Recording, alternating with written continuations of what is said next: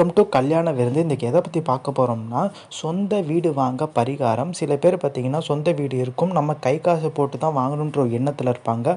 அவங்களுக்கான பரிகாரம் கூட இதை வச்சுக்கலாம். ஸோ கருப்பு கொண்ட கடலை பார்த்திங்கன்னா பவுட்ரு ஆக்கிடுங்க, வேக வைக்கக்கூடாது. பவுட்ராக பார்த்திங்கன்னா கையில் வச்சுக்கோங்க.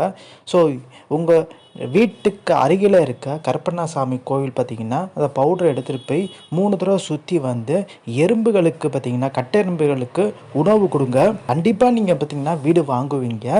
ஸோ இது நிச்சயமாக பார்த்திங்கன்னா பலன் தரக்கூடிய ஒரு பரிகாரம். ஸோ இந்த கட்டெரும்புகளுக்கு பார்த்திங்கன்னா நீங்கள் வந்து உணவு அளிக்கிறால 1000 பிராமணர்களுக்கு சாப்பாடு போட்டதுக்கு சமம் சொல்லிட்டு சாஸ்திரம் எல்லாம் சொல்கிறாங்க.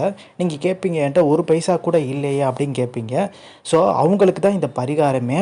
என்கிட்ட 1 ரூபா கூட பணம் இல்லைன்னு சொன்னவங்களுக்கு நிறைய பேர் இந்த பரிகாரம் செஞ்சு திடீர் பார்த்திங்கன்னா உங்கள் பணவரவு வந்து வீடு வாங்கிட்டாங்க.